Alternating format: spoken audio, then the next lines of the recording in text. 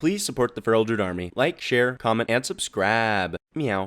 Yo, it's Olfis, and with the exciting 7.1 patch here, it's time to get that Feral Druid PvP guide on. This guide will help anyone new or returning to 7.1 better understand talents, rotation, and overall Feral playstyle. If you guys want to see more advanced or specific guides, I will have annotations towards the end of the video. I post tons of guides, and I am trying to build a community to help everyone better their gameplay. Don't forget to join the Feral Druid army and subscribe. Let's do this. This guide will have multiple parts, so there will be annotations for you guys to skip around the guide right here. First, let's talk a bit about talents for Feral Druids in 7.1. For the first tier, we have Predator, Blood Scent, and Lunar Inspiration.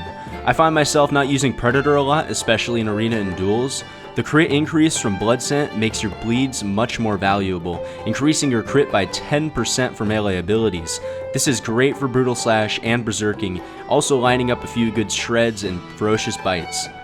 Lunar Inspiration gives you Moonfire. Moonfire has a 40-yard range, applies good dot damage, and gives you combo points. I don't necessarily spam Moonfire, I get my dot up there on each target and then Shred. Since the initial damage of Moonfire is rather low, Shred is still viable. I pick up this talent quite a bit for damage spread and for the low energy cost combo point generating.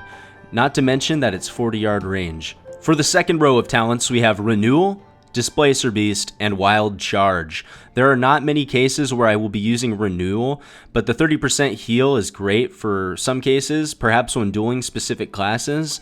Displacer Beast I like to use in melee cleave heavy arenas to avoid heavy damage. It can also be good in some 1v1 situations when you're dueling specific classes, maybe even Ret Paladins. With a 15-second cooldown and different perks for each form, Wild Charge is my go-to. Wild Charge adds to the mobility, and you will be getting up close to enemies. This talent is very versatile and great to pick up in most situations.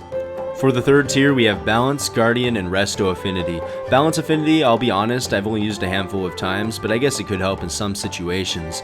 Guardian Affinity is one of my most used talents though. With this, Bear Form is a ton stronger. You get 10% reduced damage and access to Frenzied Regeneration and Iron Fur. This talent helps you absorb Burst and works best in most situations, especially since you can now regrowth.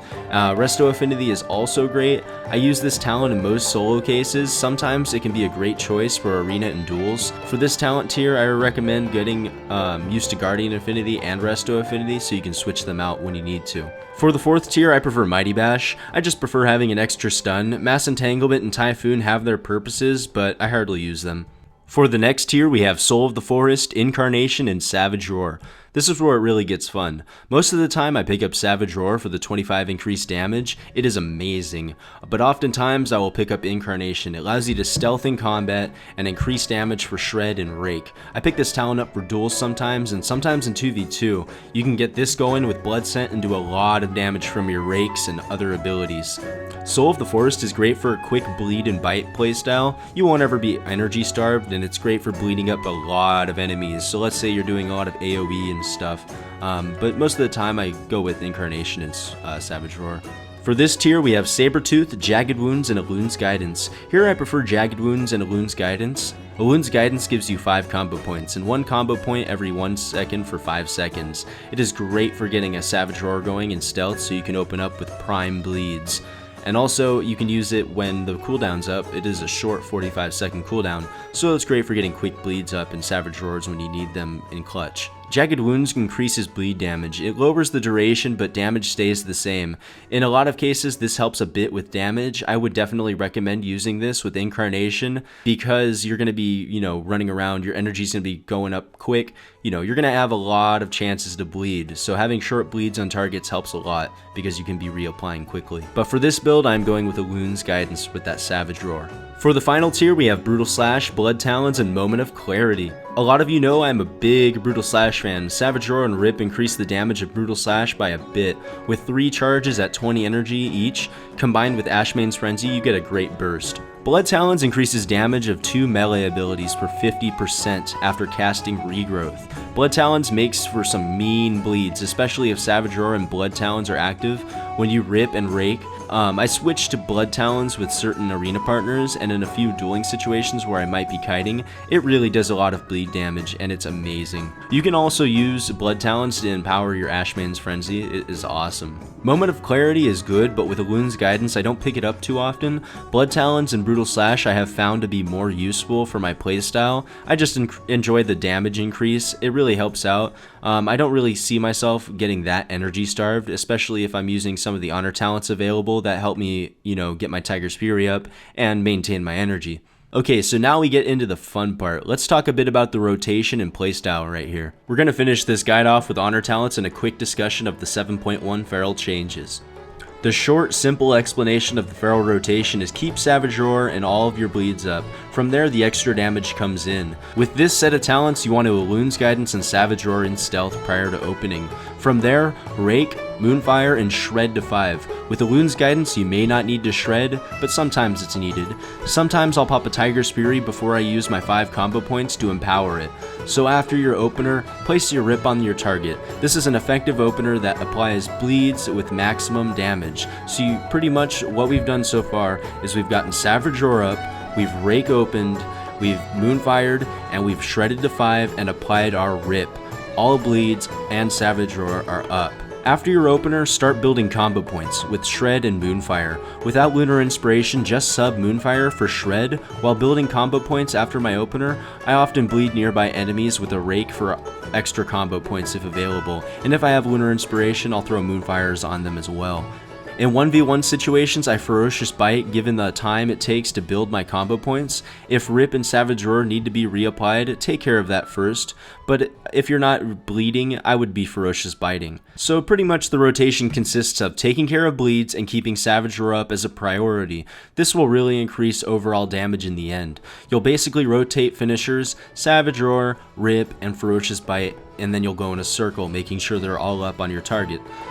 When it comes time to burst, get prepared with bleeds and Savage Roar. I often use Berserk.